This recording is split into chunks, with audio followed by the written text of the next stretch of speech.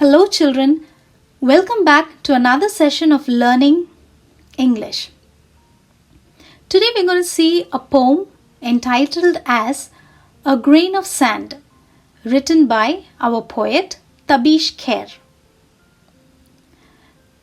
This poem is based on the poet's experience with children, and especially those children who find happiness and joy amongst the least of the things found around them.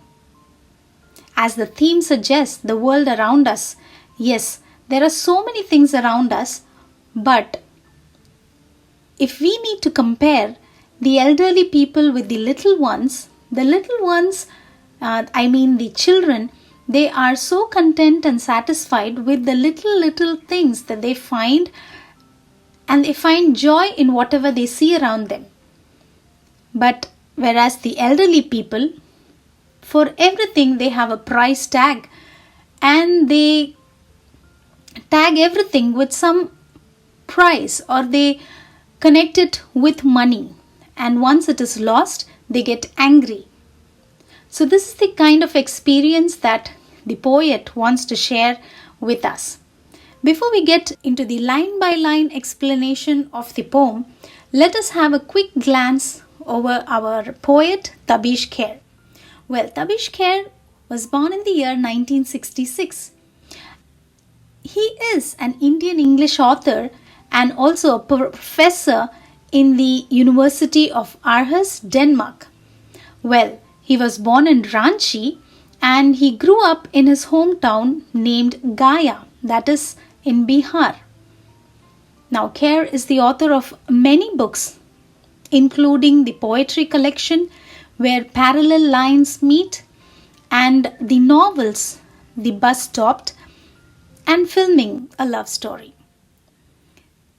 Now, let us get into our poem, the line-by-line explanation. I hope you're ready. Look what we found, my children said, unfolding fists into a gift. Yes, here the poet wants to share his experience. So as we said, a grain of sand, the scene that is being portrayed here is maybe a beach where you have sand around and children playing around. And the poet is there and the children come running to him and say, look what we have found. And unfolding their fists into a gift.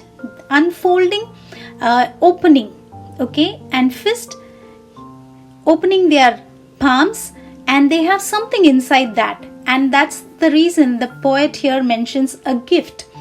Unfolding fists into a gift. So like you have the experience like your parents would, have something for you in their hands, but they have folded their fists and they ask you to close your eyes and then open your eyes, and soon you open your fist, you unfold your fist and you show them their prize or gift or something that you have got for them, right? The similar way, here the children come running to the poet and they are showing something that was hidden in their fist, in their palms.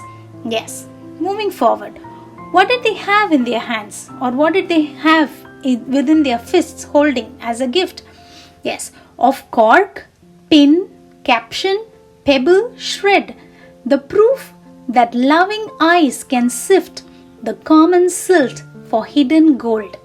Well, here, few of the children, somebody got a cork. What is a cork? A piece of wood, we could say, or a lid of some bottle made out of wood. Okay, then pin, it can be a bell pin, or it can be a safety pin, some kind of sharp object, a pin that they found. Caption, what is caption? Maybe a name board or a frame which had a name of somebody. Okay, and then pebbles are those soft stones. You would have seen people using them in their aquariums, in their fish tanks, right, or in their flower pots. So they found some pebbles also. And shred, what is shred? Shred is nothing but a piece of torn cloth, we could say, something that's of no use, but it's torn and it's a very small piece of cloth. that is torn and in a bad condition. So these are the things that the children had collected from the sand, and they had brought it to their father. The proof that loving eyes can sift the common silt for hidden gold. So here the poet wants to tell us that these children, when they got these little objects, well, if we say these are very common objects and they are not of much importance, but when the children bought it and showed them unfolding their fists, they had happiness on their face. They were so joyful that they had found something. Children, this happens when you go to the beach and you start playing in the sand and you start collecting some shells, and when you collect a large number of different kinds of shells from the seashore, you are so excited, you are so happy, right? The similar kind of happiness was found in the faces of these children. They were so happy to bring these things. So the poet says the proof that loving eyes can sift. The word sift here means to search with much care, to search and to find something. So their eyes, they never saw that, okay, this is fallen down, this has no value, or this is not good. They never thought anything. As soon as they found a pin, they said, wow, I found a pin in the sand. Oh, I found a pebble, I found a shred, a caption, a frame, or a cork. They were so happy about it because they are loving eyes. That means the eyes, the way they looked at things, their perception, the way they looked at things were different than the way others look at, right? So the common silt for hidden gold. Now silt is a place like at the river bank. You find, the river collects the soil or the pebbles or the stones or the dirt, and everything is, in the corner you could see this blackish or brown kind of a very soft kind of muddy area, right? In that, if a person finds gold, how will it be? So that kind of an experience, the poet is telling that children are portraying or bringing out. Okay, so their eyes, their way of looking was so different that even from the common silt, from the dirt, they could find something that was so valuable. That means hidden gold. How valuable is an hidden gold? Like that, all these things were so valuable for these children. Let's move forward. Those glimmerings we lose with age, as price is tagged, the story told, and what is lost fills us with rage. Now here the poet tries to say those glimmerings. Now what are glimmerings? Small signs or symbols, especially something that is, something that's glittering or shining. Okay, so these are kind of symbols we lose with age. So till now he was talking about the children, but here the word we represents not the children but the elderly people, okay, the grown up folks. Yes, with age, as we get older day by day, these little signs and little symbols are actually being lost. They are fading away. Why? The reason is as price is tagged. As the price is tagged, that means for everything, people start, tagging or showing the price of a particular thing, right? You could you get something, oh, this is for this much money I got, oh, this is for this much amount, this is the price, oh, it's so costly, this. So people, as they grow older, for every little thing, every thing, they look it in a very materialistic way, and they apply a price, they tag it with a price, and they tell their story, right? And what is lost fills us with rage. That means when we get older, the elderly people, what do? Since they have already tagged a price on every item, when it is lost, if that particular thing is lost, it fills them with rage. Rage means anger, discomfort. Okay, just imagine your parents or your elderly grandma or grandpa. It might be a very small piece of paper or something, but if it is lost, they really get angry. They are in so much of discomfort, right? So the same feeling here the poet is trying to tell us. Let us move forward. He goes on to say, I hoard your findings, daughter, son, each little treasure you have named and piled on my desk one by one. So now the poet here, he says, I hoard your findings. That means I store the objects valuable in a secret place. I will keep what all you have found and you have come and given to me, daughter, son. Each little treasure you have named. So though it may be a cork or pin or caption or pebble or shred, but you have given me as a treasure and you have named it, right? And you have piled on my desk one by one. So every time you come, you are piling it up. You are stacking it on my desk. And he says, I will hoard your findings. Whatever you have found, I am going to value it. I am going to keep it in a secret place. I am going to value for everything that you have given me as a little treasure. And he continues to say, only like this the world is claimed. It's not enough to find and hold. So he says, this is how we can claim the world. If somebody gives us something, we need to claim it, that yes, this is mine. And only if you say it is yours, if you claim, then it's going to be something valuable for you, right? And here he says, it's not enough to find and hold. It's not enough just to find something and hold it and keep it with you. No, that's not enough. He says you have to go a step forward. What is that? He wants us to do more. He says in the next line, one needs to learn the art to keep what is found as if it was gold. Only finding things in life is not important, but one needs to learn the art to keep. Whatever you have learned, whatever you have found, you need to learn this art of keeping it. And how to keep it? As if what you have found is actually gold. Now suppose you find gold or you get a piece of gold. How will you treasure that gold? Will you just throw it around anywhere?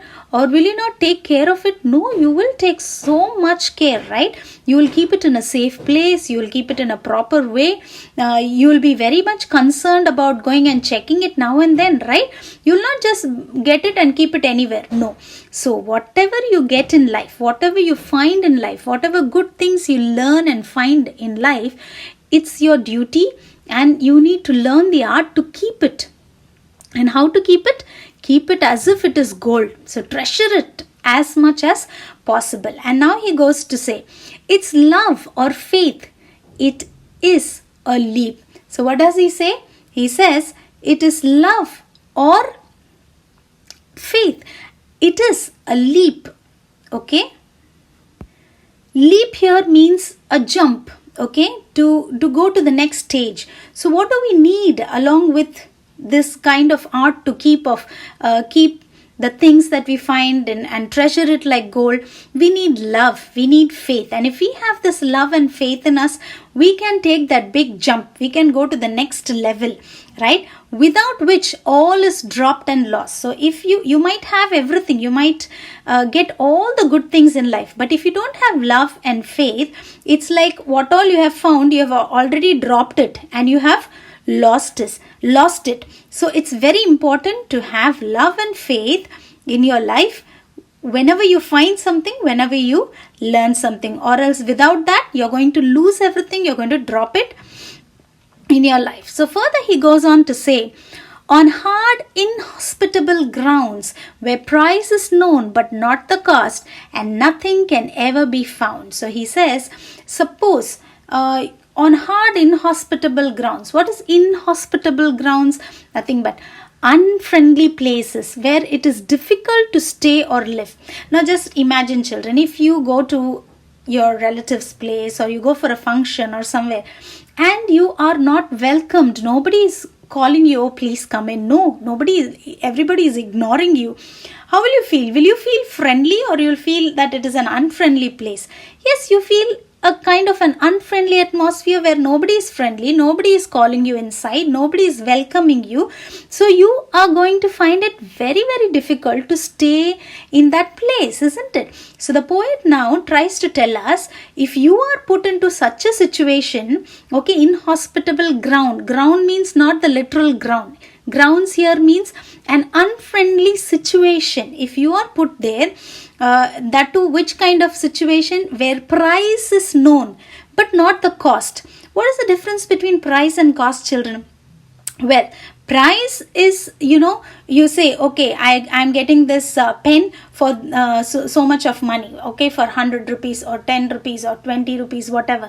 That is the price. But what is the cost? It's the value. It's the value of that particular thing that you have. So these days, people don't know the cost. That means they know the price. Okay, they very well know, oh, this is for rupees this much, or this is purchased for so much money. They know the price. But do they know the value of it? Do they know the real cost of it? No. If that is the case, nothing can be ever found. So he concludes this poem by saying that the little things in life around us is more costly. Okay, though we know the price, it's actually more costlier. It is of more value.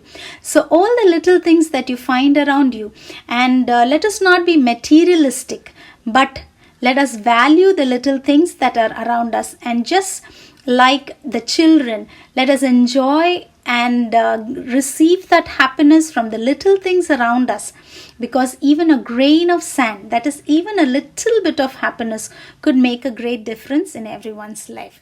I hope you have understood this. Let's meet in the next class.